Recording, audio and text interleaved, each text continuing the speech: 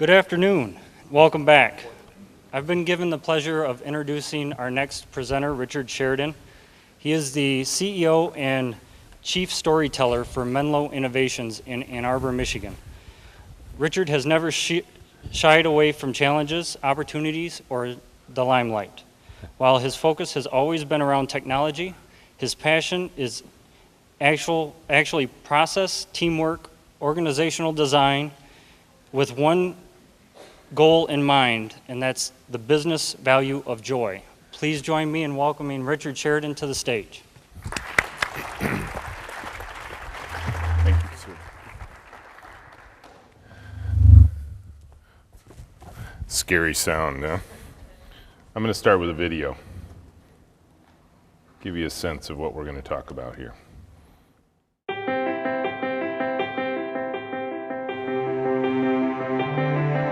Most organizations don't really spend much time thinking about their culture.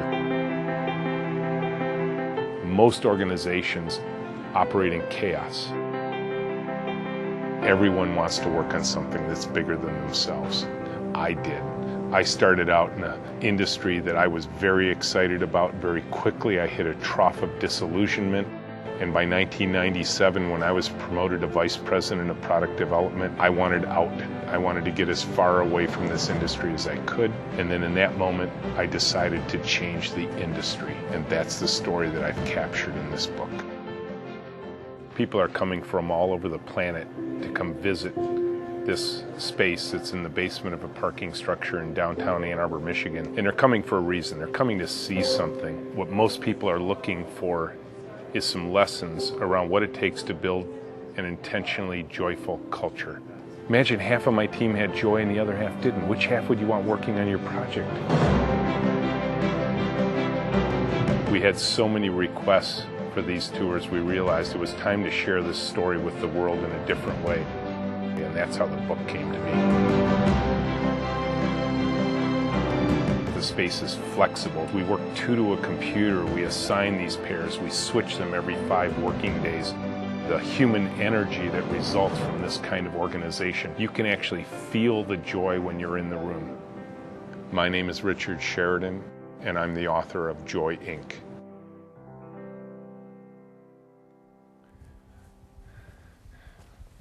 So it's unusual to bring up joy in a business context, don't you think? I'm a guy who wrote a business book, and the word joy and the word love are on the cover. Not your typical business book, I suppose. But for me, it started out when I was just a kid. 1971, I typed a 2-line program into a computer. The computer came back in a roll full of paper, old teletype. It said, "Hi, Rich," because that's what I told it to do. And I was hooked. I knew what I was going to do the rest of my life at that point. I was 13 years old. My kids are still stunned by this. They're like, "Seriously, Dad, you decided at 13 years old what you were going to do the rest of your life," and I'm 57 now. I'm still in the same business, so I think I'm pretty well set at this point. And it was joyful then. It was exciting. It was heady. We were the kids that were amazing the adults with the work of our hands and our minds. And I stayed in that work for a few years before I went up to the University of Michigan, got a couple of degrees in computer science and computer engineering, and quite frankly, very quickly went from joy to fear. Went from joy to this trough of disillusionment that I fell into. You see, my industry is often the industry of death march culture. The software industry is the industry where we talk about programmers pulling all-nighters.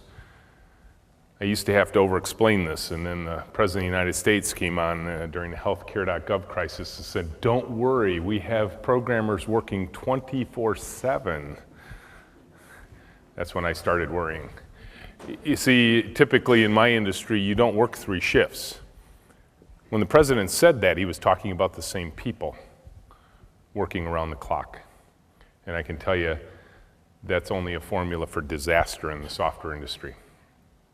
So I was spending a lot of time away from my family, away from my friends, jettisoning vacations and holidays, operating in chaos. Chaos in the software industry are bug reports and problems and missed deadlines. Again, we need look no further than healthcare.gov to realize that when the president is talking about bugs and glitches, when the president is telling us about missed deadlines, our industry has reached chaos in the highest office in the land.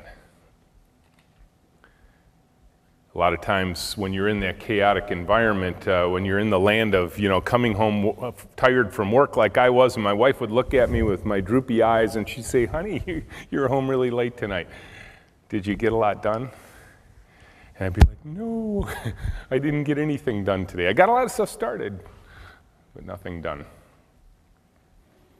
Often in organizations, you suffer events when this happens, negative events.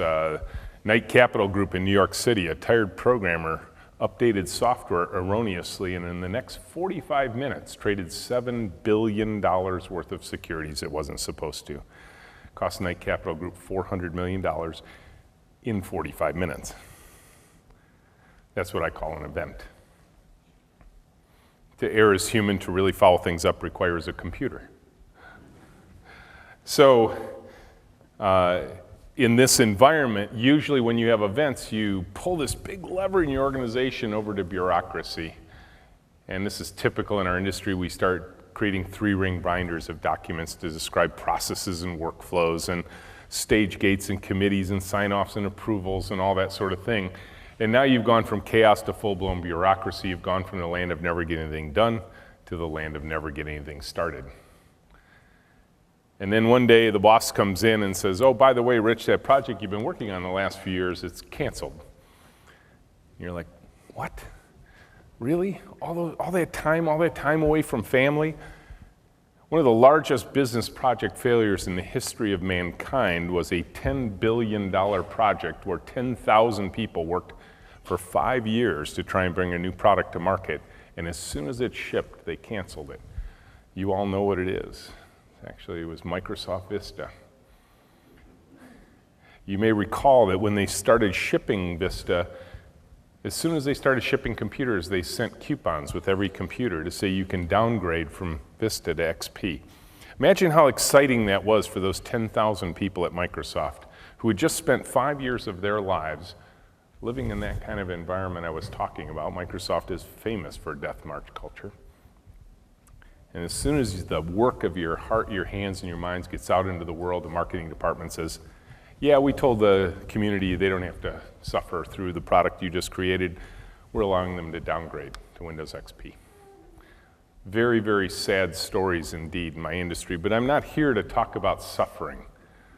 I'm here to talk about joy. How do you get from that to where we are? And I can tell you, during this time, I was on a search.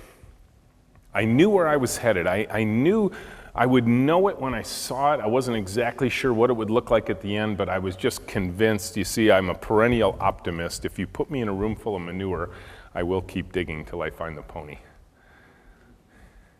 So that patience and persistence led me to books, led me to authors.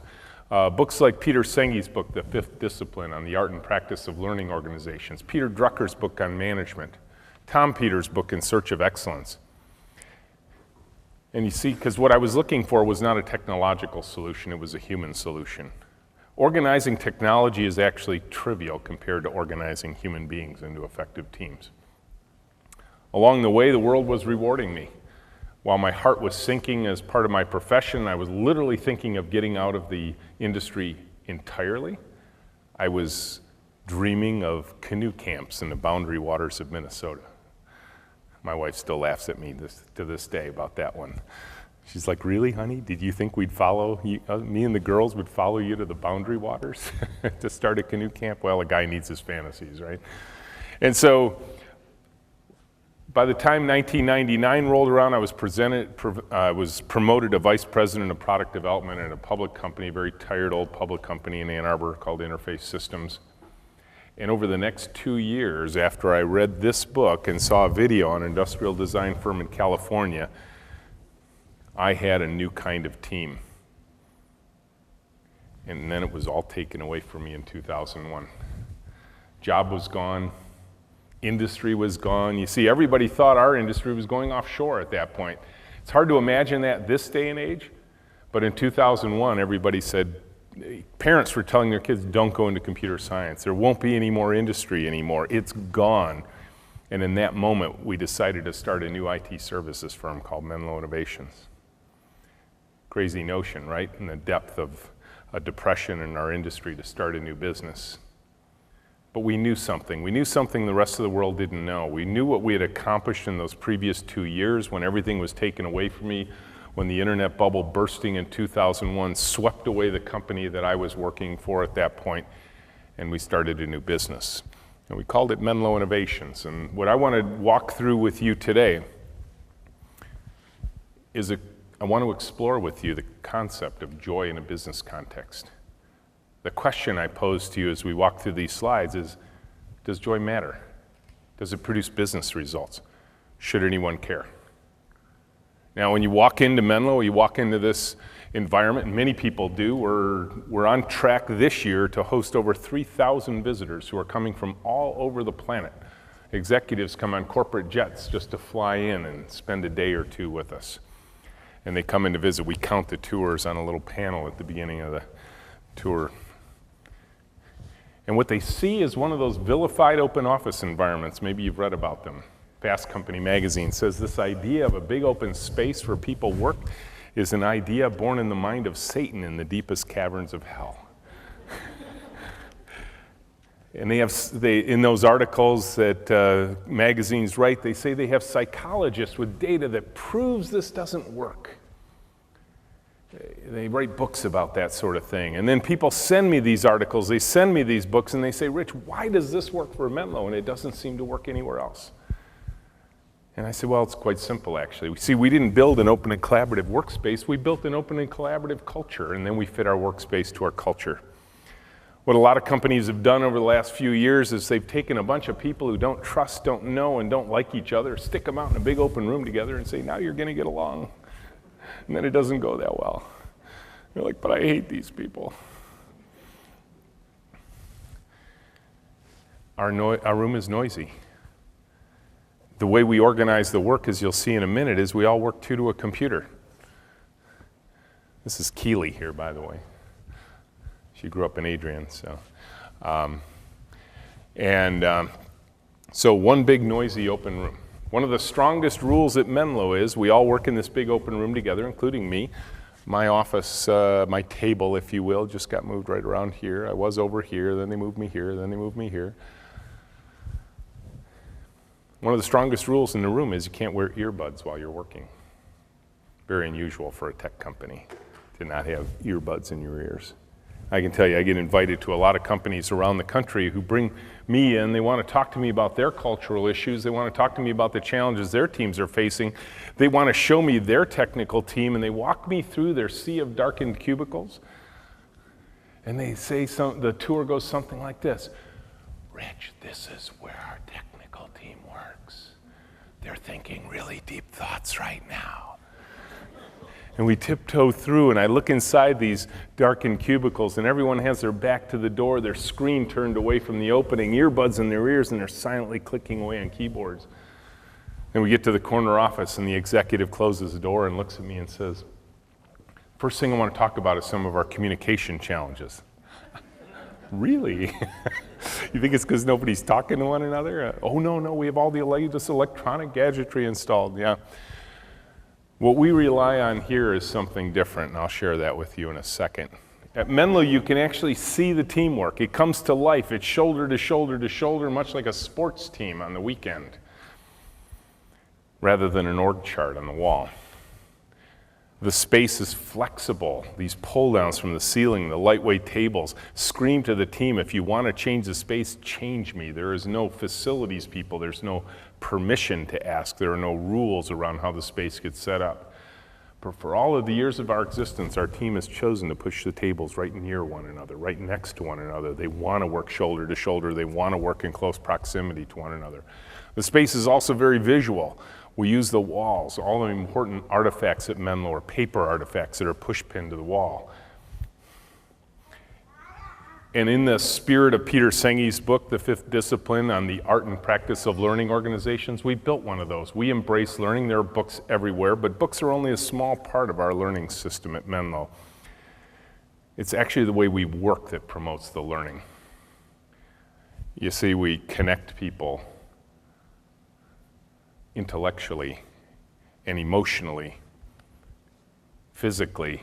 Two people, one computer working all day long. We switch these pairs every 5 working days. And knowledge has to race around the room. I think some of the greatest opportunities we have in business today go in line with what John Naisbitt said 30 years ago in his book Megatrends. Imagine he was saying this 30 years ago, and it's so true today that the greatest breakthroughs that are going to occur in the century we're in right now are not going to occur because of technology, but because of an expanding concept of what it means to be human. I think this is such an important message all the way up and down in our families, in our work lives, in our personal lives, in our schools. We're interfering with human communication with electronics now. I was at Zingerman's not too long ago, sitting there on a Saturday morning, having my morning cup of coffee, watching 2 parents with their kids right next to them, and the entire time I was sitting next to them, the parents were like this. All I wanted to do was grab them and say, you have no idea how quick those kids are going to grow up. Look at your children, make eye contact with them, talk to them. But what lessons are we teaching our kids when we turn them off on Saturday mornings at a fun deli? So at Menlo, when we communicate internally with one another, when we share inside information with each other inside the room, we don't use electronics. We use what we like to call high-speed voice technology. It's awesome. The hardware's pre-installed at birth. Vocal cords, tympanic membranes, auditory nerve stimulation of the brain, supported by body language and eyebrows. So cool. If I want to call a meeting at Menlo, and anybody can do this, anybody who visits, you just say, hey, Menlo. Now, I'll practice this with you. You'll get it in a second. I say, hey, Menlo. You're going to say, hey, Rich. Hey, Menlo. And the whole place goes dead quiet. And now we're in a meeting. Nobody moved. No CC all emails, no book the conference room, no 10-minute meeting dance while people are looking to see whether they can check one more email before they go into the conference room. One big open room, nobody moves. We do have one meeting a day. We hate meetings. We think they're mind-numbing, spirit-sucking, energy-draining devices of management, so we pretty much killed them all, except for one.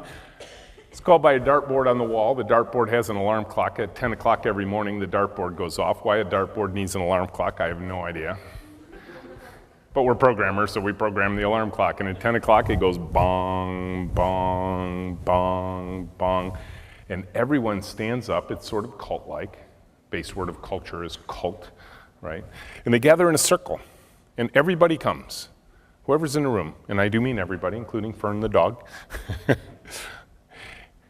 And we pass around a plastic Viking helmet. If you didn't think we were cult-like before this meeting, you're certainly convinced of it now. Why do we like the Viking helmet? Well, we work in pairs, and we like a 2-handled token to control the meeting. We report out in pairs, and a Viking helmet was in the room one day, and we're like, awesome.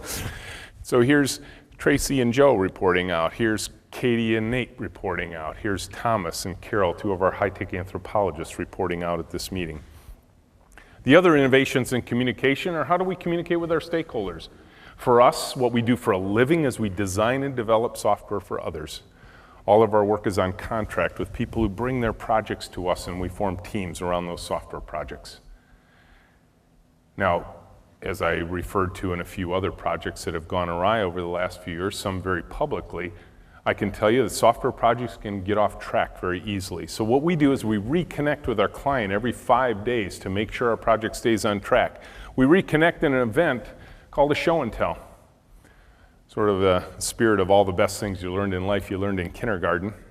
At our show and tells, we invite our customer in and we put them front and center and we have them show us the work our team did the previous 5 days. We don't show it to them, they show it to us. It pulls them into the meeting, pulls them into the discussion, while the team that did the work sits and watches what the customer sees.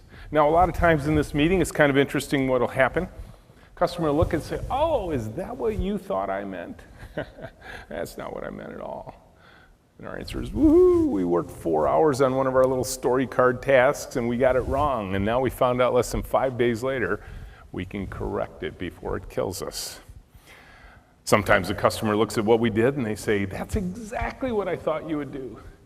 But now that I see it, it's not what I need. And our answer is, woo! We worked 4 hours on a task and less than 5 days later, we found out we built exactly what you needed and now you find out it's not what you need. Awesome. The central theme at Menlo is make mistakes faster. This is a core element of our philosophy, of our team, of our joy. You see, what we want to do is we want to pump fear out of the room.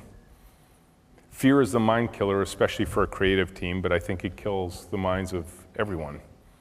Fear drops adrenaline and cortisol into your blood. Fear shuts down the most interesting parts of our brains. It turns us into reptile brain, fight or flight. And the problem with fear is fear does not make bad news go away. Fear makes bad news go into hiding. Go back and read the reports of the healthcare.gov IT project debacle. On September 28th, it was going to launch on October 1st. On September 28th, they're still telling us the project is going to deliver on time. They hadn't even started, we found out later in congressional hearings, they hadn't even started 40% of the coding by the time it launched. How is it possible that just 2 days before the launch that information wasn't coming through? I can tell you it's very simple. Somewhere in the sequence, somebody went like this. You will deliver on time or else. And the question always is, or else what? What if we're wrong? What are the consequences? This is where we reconnect. We pull the customer right into our planning events. This is where people start to question our sanity as a tech company. You see, we define our tasks on these little handwritten index cards. This is the driving component of Menlo's process, is a 5.5 inch by 8.5 inch handwritten index card, estimated, and then the card is folded to the size of the estimate. This is a 16-hour card and this is an 8-hour card. Can you see the spatial relationship between these two? And then we lay these cards out on a table and the client has a particular time frame and budget in mind. That's what's represented by these little planning sheets. And the client picks up these little folded pieces of paper and begins laying them down on their sheet, consuming their time and budget. At this point, on many of our tours, people begin to question us. They look at us and they're like, Rich, you're like the Amish of software development. They're like, why do you use paper? I mean, there's so many great software tools for project management. You're a software company, for goodness sakes. Why do you use paper? And I say it's very simple. Our cultural values say that we choose the tools we believe work better for humans. And a simple paper-based tactile system that allows multiple people to engage around it. It's very simple to teach. Let me teach you our system. In our project management system, if this piece of paper is on the table and you want to add it into the plan for this week, here is the add function. Okay, did you get that? I need to do that one more time.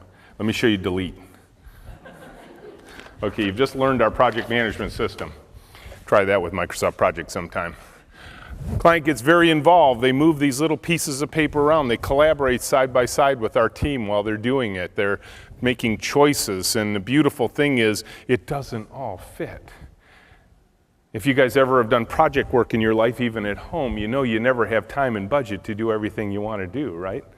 We make it obvious. It either fits on these colorful sheets of paper or it stays on the table. If you have meetings at your company, I dare you to ask this question at your next meeting when somebody says, we're all on the same page, right? We're all on the same page. You ever hear that phrase, we're all on the same page? When you hear that phrase, the next time raise your hand and say, hey boss, what page are we talking about?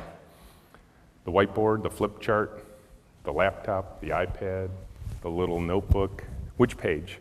Here at Menlo, when we say we're all on the same page, we're all on literally the same page. These little pieces of paper here. If you really want to be annoying at your next meeting, when you get done with the meeting, everybody's walking away and say, hey boss, what did we decide not to do? Well, we decided not to do everything we didn't decide to do. Ha! Here, anything that's still on the table that didn't fit in the plan, we decided not to do. Maybe not never, but not now. Our customer gets very invested in these artifacts. This is our client looking at each one of them. They're very simple. One of the reasons we use handwritten cards is simply that it's impossible, we believe, to not read what you wrote when you write it by hand. If you use electronics, you can just cut and paste, throw in an attachment that you never opened, you know. Here you got to read it, and then the customers aren't fighting through lots and lots of templates and screens and all that sort of thing. It's collaborative effort side by side with our team, as I said, supported by these handwritten artifacts. When the customer makes the decisions, we post the work plan for the team on the board. Each one of these swim lanes is 2 of my people. Each one represents a pair assigned to work together for the week. In this particular case, a week that starts on Wednesdays and ends on Tuesdays, because this client decided show and tell, represented by these cards here, is going to be Tuesday at 3, so that ends the 5-day cycle in our world. And they work from top to bottom in their swim lanes, updating their status with little colorful sticky dots. Yellow means that's what they're working on now. Orange means they think they're done. Anybody ever work with programmers ever in your life? Programmers? Anybody ever work with programmers? Yeah, a few. Programmers have as many different definitions for done as Eskimos have words for snow. You'll hear things like, well, it's done, but it's not done. Oh, more of you have worked with programmers than I thought. Or, it's done, but it's not finished. Well, it's finished, but it's not ready. Well, it's ready, but it's not complete. Well, it's complete, but it's not shippable. Well, it's shippable, but it's not installable. Well, it's installable, but not deployable. Yeah, it goes on and on. Favorite one between programmers and what they call a quality assurance team, which checks the work of programmers, is, well, it worked on my machine. It's when the QA people find something. They're like, hey, this isn't working. Well, it worked on my machine. I encourage QA people, when they hear that, to grab the programmer's machine and ship it to the customer. They will never say that again. If QA likes what they see, green dot, endorphin rush for the programmers. If QA doesn't like what they see, red dot, endorphin rush for the QA team. They broke it. QA people like to break things, but they like to break them when they're still in the room. They would prefer them not to break when they're out in the world. Finally, if I think about tribes in technology, there's business tribes that pay for technology to be built. There's technical tribes that know how to take that money and turn it into working technology. There's also a lost tribe in software development. Maybe you know them. The lost tribe, if you think about anthropologists in general, lost tribes are the ones the anthropologists find when they've been hacking their way through the Amazonian forest and they're trying to find a tribe that's never been touched by humankind so they can experience that. And in my industry, the lost tribe are users. We call them stupid. We write dummies books for them. We get them to self-deprecate. Oh, you know me, I'm just a stupid user. I didn't read the manual. Really? You had to read a manual for your Comcast remote? Like, seriously? Anybody have Comcast here? Yeah, I'll tell a fun story about Comcast. I'm sure you all got them. We have a set of people on our team whose job it is to connect with that lost tribe. Anthropologists, we call them high-tech anthropologists. Their job is to go out into the world and study people in their native environment and empathize with them with compassion and honor what they know. You see, most software is written in a way that the engineers want you to think like the computer, and the simple question you should always be asking is, couldn't you guys make the computer think like me? And the programmers are like, well, that'd be kind of hard. No. No, you can. Have you ever used your Comcast remote, for example, and push? Anybody know what button you push on your remote to bring up the channel display, all the channel lineup for the evening? The guide button, yes. Have you ever pushed the guide button on your remote and it doesn't do it? You got that, right? What's wrong? I'm pushing guide and it's not coming up. Nope, don't. Everything's working. Everything's working the way it's supposed to. Oh, sorry, what, I have to do what? Why do they call it guide? Anybody think why they call it guide? Why do they call it guide?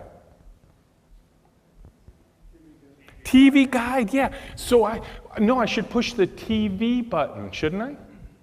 Shouldn't I push the TV button? Somebody said I had to push the cable button to bring up the TV guide. Why do I have to push the cable button? Oh, because it's the cable box, of course. Oh my gosh, I'm just a stupid user. I don't understand the architecture of the system here, right? Now, our anthropologists would watch users doing this all day long. And they'd be like, huh, look at that. And what's amazing is they'll even ask us, hey, if Comcast had ever invited us to help design this, we'd say, hey, we noticed you pressed the guide button 5 times and nothing came up, because they're going like this and like this and like this. And then they're walking right up and they're like this. And they're like, really, I did that? Oh, no, I don't think I did that. And we're like, no, you pressed the guide button, nothing happened. And they're like, oh, yeah, I gotta be in cable mode, cable box, brings up the display and all that sort of thing. I never do that, it just never happens to me. And our anthropologists simply note down, and they come back to the technical team and they say, hey, could we make the guide button always work right? And the programmers, well, no, you gotta be in the right mode for that. You gotta be in cable mode because it comes from the cable box. And the anthropologist was like, really? Do you think you could, for a second, just silently in the background, slip into cable mode, throw the guide button signal to the cable box, and then slip back into television mode or whatever mode it was in before that? Because the guide button has no other function than that. None. Well, the programmers would be, that'd be really hard. Really? How long is hard? Well, it'd probably take 2 hours. Really? So we've hundreds of millions of people across the United States every night going like this, and you want to save yourself 2 hours worth of work. Compassion. Look for the invisible, see what's out there, and design it out of the system. Our anthropologists use a lot of paper-based tools as well. This is a device called a persona map. They are 3M's best friend, consuming Post-it notes like crazy. They do a lot of brainstorming and mind mapping for very complex systems, all with the goal to end human suffering in the world as it relates to technology. And this goes to the heart of our definition of joy. When people come to visit and I say to them, welcome to Menlo, you've come to a place that has very intentionally created a culture focused on the business value of joy, and people look at me funny and they're like, why are you talking about joy? And I do that question that I did in the video. I pretend half the team has joy and the other half doesn't. Which half would you want working on your project? They always say they want the joyful half of my team, and I ask them why. And then they say things, well, they'd be more productive, they produce higher quality, they care more about the outcome, they'd be more engaged. Okay, so you're with me. There are, in fact, tangible business values to joy, but understand our definition of joy is actually external to our organization. What we want to do is delight the world with the work of our hearts, our hands, and our minds. We want people later to see the work we did and thank us for it. We want them to say, wow, you made my life better because of something you did. That's where our anthropology starts. I'm going to end with a story in the book. And it's a story about dogs and babies inside of our culture. Now, if that's all you take away, you will have missed the point. So I'm going to tell you what the point is, and I'll tell you now, and I'll remind you again at the end. This is a story about trusting your team and running experiments. Because wherever you work, it may not be appropriate to bring dogs and babies into your workplace. That's okay. Nothing wrong with that. But the idea of trusting your team and running experiments is where you can break out of the doldrums. You can wake up one morning and say, I'm going to try this. So 7 years ago, Tracy took 3 months off for maternity leave. She had little Maggie, and she was off on paid maternity leave for 3 months. She came back after 3 months and said, Rich, I'm ready to come back to work, but our daycare is full right now. Grandparents are far away. My husband and John and I don't know what to do.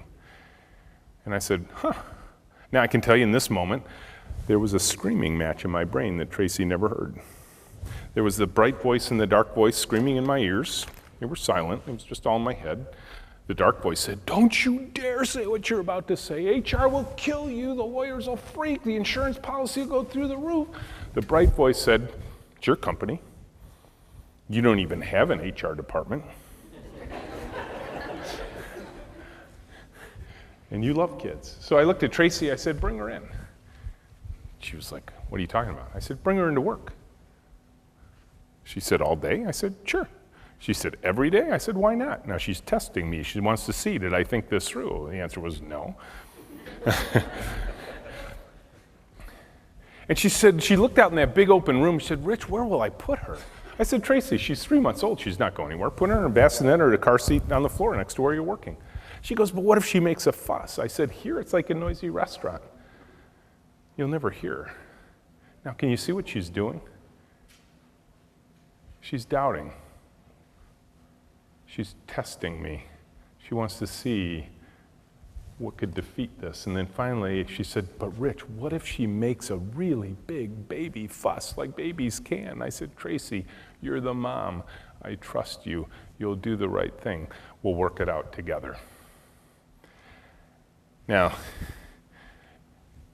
isn't she cute? That's not Maggie. That's Ellie. Ellie is Menlo baby number 8 in the last 7 years. Ellie learned to pair program. Ellie went to design meetings. This is Henry, Menlo baby number 7, coming back for a visit, visiting with Tracy, Menlo mom number 1, and Fern, Menlo dog number 4. I don't know. There were a couple of surprises, and I will say when you run serious experiments inside your company, run them with the idea that you're going to learn things you didn't expect. Maggie did in fact fuss. And when she did, it was seldom Tracy that had to rescue the baby. The team would run across the room, no, it's my turn to hold the baby.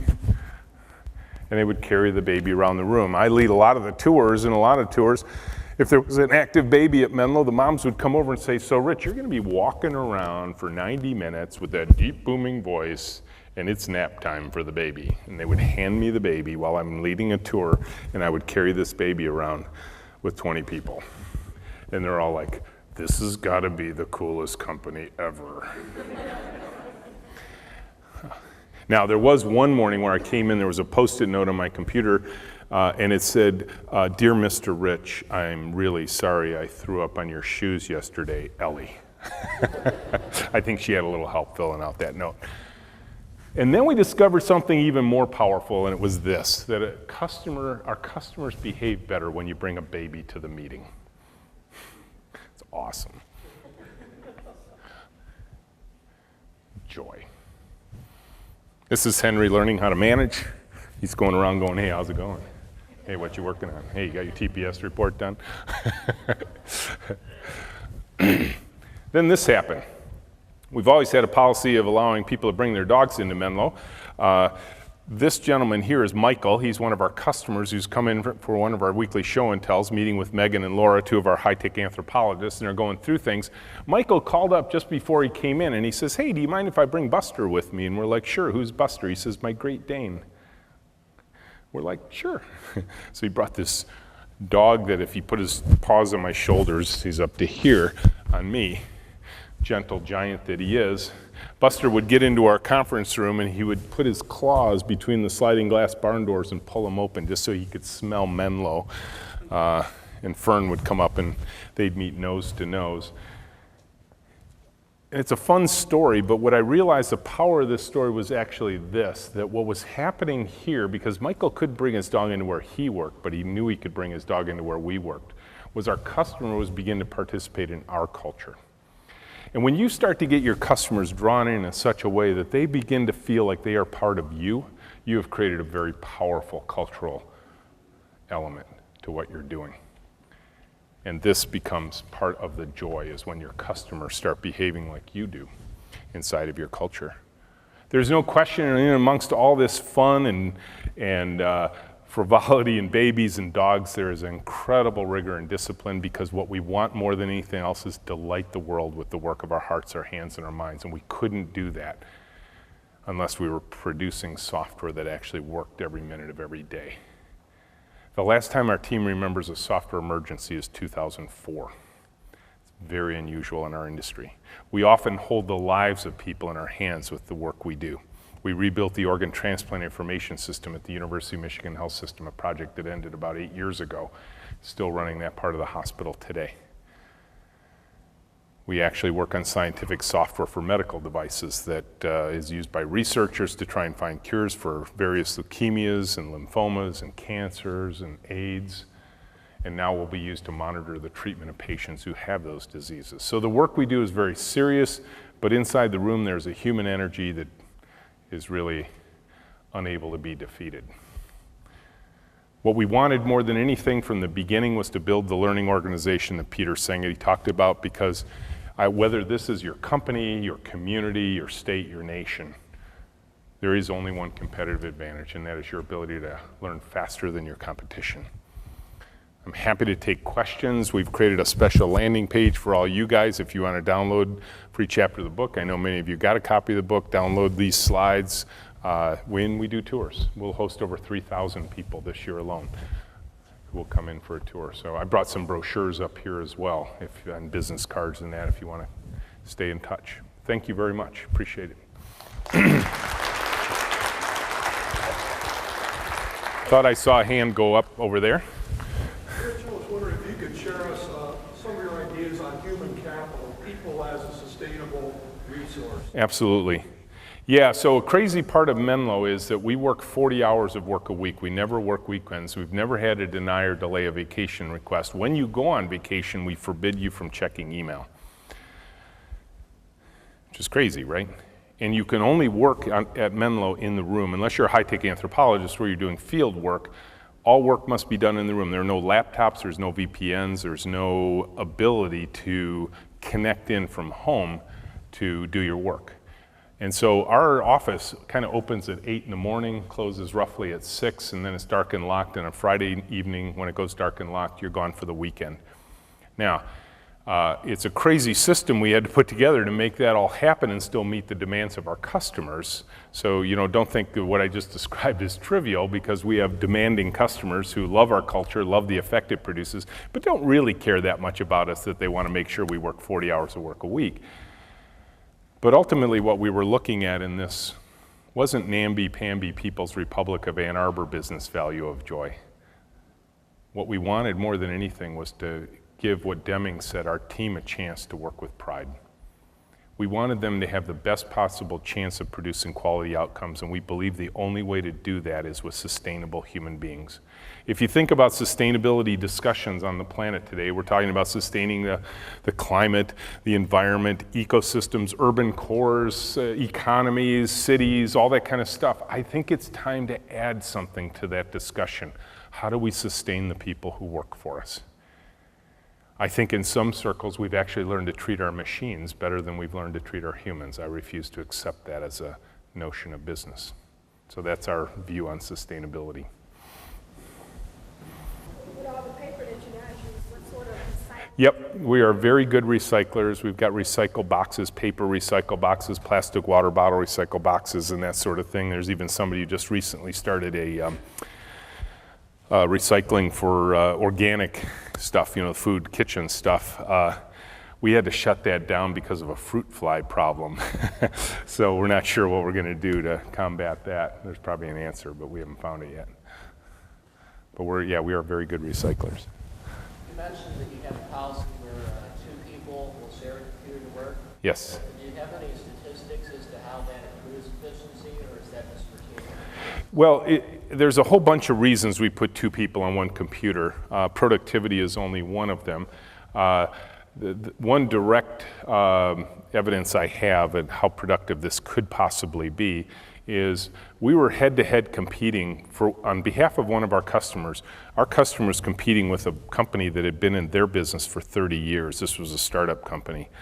Our customer funded us to build the software while this company was trying to defeat our customer over about a 3.5-year period. We were competing head-to-head. They were building the exact same software we were. They were trying to race our customer to the finish line. We beat them. We got there ahead of them. Within 3 years after the launch of that product in the marketplace, our customer had captured 30% of the worldwide market share for that product line. And so the competitor still hadn't shipped the product after 6 years. So our competitor, their competitor, I kind of call it our because it felt like we were in partnership with our client. Our competitor did the only thing that a big 30-year-old multi-billion-dollar company can do when a little startup company is annoying them like this. They bought them, folded them in. They became our customer then. They came in to visit us. They wanted to see how we did it. They wanted to look into our system because now they owned us, so there was no competitive information anymore. And they said, I gave them a tour, and they said, show us your system. And I started showing, 2 people on one computer, and they're like, what? All of our people work in these quiet, beautiful offices. They've been doing this for 30 years. How many years of experience did you have in this industry? We said, none. We had no knowledge of the industry you were in when we started. And they're like, and you still beat us. Well, how much did you spend? I mean, you must have outspent us. I said, well, let's look back. We looked back through the records, and our customers spent $7 million with us building this piece of software. At that point, their eyes went like this, and they're like, $7 million? Really? And I thought maybe we were like expensive or something. And they said, Rich, we spent $70 million trying to defeat you, and we never launched the product. So I don't have many stories like that because it's not very often you get to mount 2 independent efforts and then compare the results at the end. But at least in that case, budget-wise, we defeated them 10-1. Putting 2 people on one computer produces results like I've never seen before. I've been in this industry since 1971. Closing in on 45 years, I can tell you the first 30 years was the traditional way, just lone hero programmer working by themselves, 15 like this. I will never go back.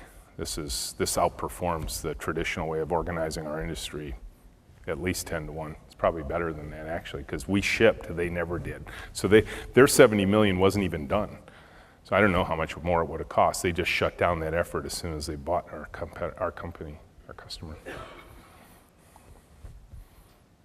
Yes? That relationship is 30 years ago, that just wasn't happening. But I'm curious, how long do the kids stay? How old are They usually come in, it's up to the mom or the dad, of course. We've had Menlo dads as well. In fact, we have 3 Menlo babies on the way right now. 2 of them are for Menlo dads, 1 for Menlo mom. And they can bring them in as long as they want, but they typically come in all day, every day, 3 to 6 months, something like that. We have very nice. Who knew there were even awards for such things? But in our history now, we've run a bronze, a silver, and just recently a gold medal in breastfeeding support in the workplace. Who knew? But when we won the silver medal from the Washtenaw County Council on this, I asked them because we were about to move. I said, what's the difference between silver and gold? Because we're about to do a new build out. And they said, well, to support this, you need a separate room with a sink, a refrigerator, a changing table, a glider, should be a very quiet room, should have baby monitors. And we're like, okay, that's easy. So we built that, and then we just recently were awarded the gold. Fun little side story. This is kind of weird. You never know how this is going to work out. Washington Post the other day reported on a Atlanta attorney who just had a baby, and she was trying to get a stay on her hearing with the judge, and the judge said no. She's trying to get a stay because she just had a baby, and her husband was traveling out of town, so she had to come in for a client, so she brought the baby in front pack, and the judge just stood up on his bench and he scolded her for doing this. Practically contempt of court type of scolding at that point. Well, the article came out in the Washington Post, and it was really weird because all my friends started sending it to me because there was a picture in this article of me holding Maggie on a tour. Needless to say, the writer compared and contrasted this judge going like this and this crazy company up in Ann Arbor, Michigan that embraces it, and the CEO carries the baby around, for goodness sake. So it's really weird. All my friends are like, how do you get so much press for what you do, I don't know, just tell interesting stories and share them with the world. Yes? Oh, of course, every single day. We have all the same problems everybody has. I think we just tend to find them sooner than most, but not even perfectly that. You can imagine you put 2 people on one computer all day long. Yeah, personality conflicts, you bet.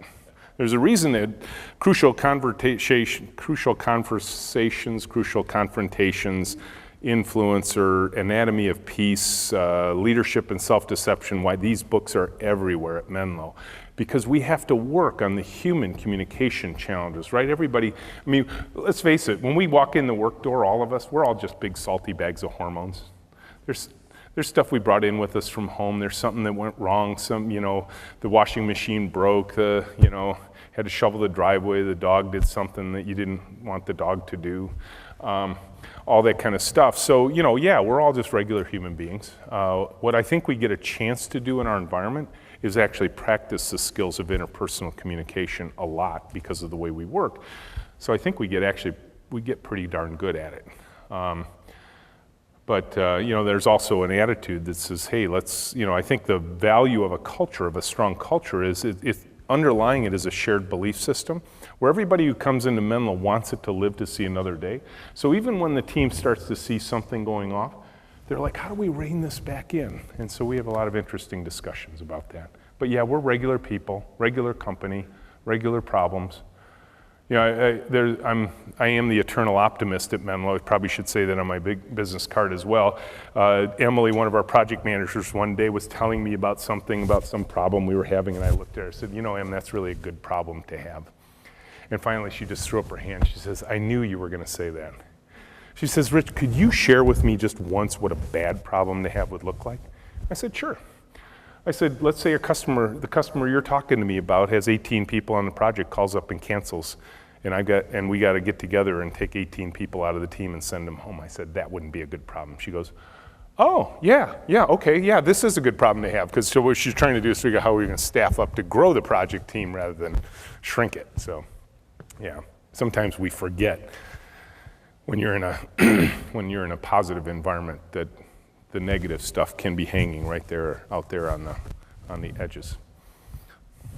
Why did you choose to only have a 5-day work week, and what kind of happens if they're in the middle of a project and switch projects? Sure. So a 5-day cycle for us just felt right for Monday through Friday kind of sequence. 40 hours seemed like a humanly sustainable pace, and I think we've proven this out over a 14-year period of being in business.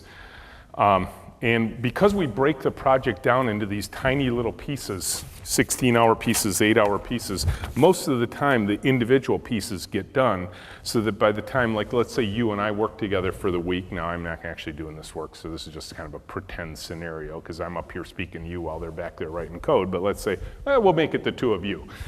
Two of you worked on this and probably you got this done within the week, because it's a 16-hour card, which means it's going to take you 2 days to work on it together. And then you work on another 8-hour card, and say another 8-hour card, and then we break you apart. Well, two things is, you might be doing some work on another card that is related to this, but now it's the two of you and the two of you, so we've switched the pairs. But because of the way the workspace is organized, you're probably still sitting that close to one another because you're working shoulder to shoulder. So if the two of you worked on something hard and now it's the two of you working together and you forget something, you just lean over to your partner who's probably no more than 3 feet away, might even be literally right on the shoulder, and say, hey, do you remember how we did this? And so I think it's not just the pairing that supports the productivity and the work, it's the high-speed voice technology, the proximity, the relationships that are built in this intense pairing. Because if you've ever worked like I did most of my career in the Cuban office environment, right? You want to talk to the person even in the cube next to you, you sort of walk over and you look in and they're on the phone, or you go back and you sit down, and then you walk over and they're not there, and then you go back and sit down, and then you walk over and they're sitting there and they're working away and they got earbuds in your ears, and you go up to them and you right, they jump and you're like, okay, I'll never do that. I'll just send them an email, right? Even they're only 3 feet away. Obviously at Menlo, that doesn't happen. You just look over and say, hey, Bill. And he says, hey, Jim. And then you're connected. You're in a meeting. So pretty easy to call. So I'm going to offer one last piece of encouragement, if you don't mind. I'm going to do what Stephen King would never do. I'm going to read you the last couple of paragraphs in my book. But You know, I know why you get together for sessions like this, where you step away from your normal lives, you take a day aside, you get together, you talk about stuff, and you're thinking about change, whether it's change in your own life, change in your business, change in your community, you're facing some challenge and you're thinking of doing something different. I just want to deliver some final encouragement to you as you go back to your lives after today. If you're contemplating change, you know this, it won't be easy, but it will be worth it. Easy change is neither lasting nor meaningful. You can't imagine how different my life is today than what it was when I was in those trough of disillusionment days that I was describing, the chaos of bureaucracy, the canceled projects. If you choose joy, know that you're at the first steps of an arduous journey, perhaps the equivalent of climbing Mount Everest. Changing human behavior is one of the most difficult efforts you will ever undertake, and quite possibly the most rewarding. There will be storms, setbacks, and disappointments. You will need others to join you, to help you when you falter or slip. This journey to joy at work is personal. It has to be. You want a job or an organization that brings you joy. You want to enjoy that good kind of tired at the end of each day, knowing you made your life just a little bit better today. Along the way, you transform yourself into the person you've always dreamed you could be. You get in touch with what makes your heart sing, and you draw others to your flame. Those closest to you start to notice a difference in who you've become. You start to see joy, feel joy, and almost touch joy within your entire team. Everyone is now feeling his or her own version of what you are feeling. Together, you begin to speak confidently about your culture, your values, and your mission. There's a unified purpose and a way to deliver it. Now nothing seems impossible. Finally, with this journey, you see change in the world. The customers you touch, the products and services you deliver, the community that interacts with you, the people who help you tell your story, they become a part of the joy too. They want to be you. They want to be with you. They ask you how to achieve the joy that you've achieved. More than anything, I wish you that joy. Go change the world.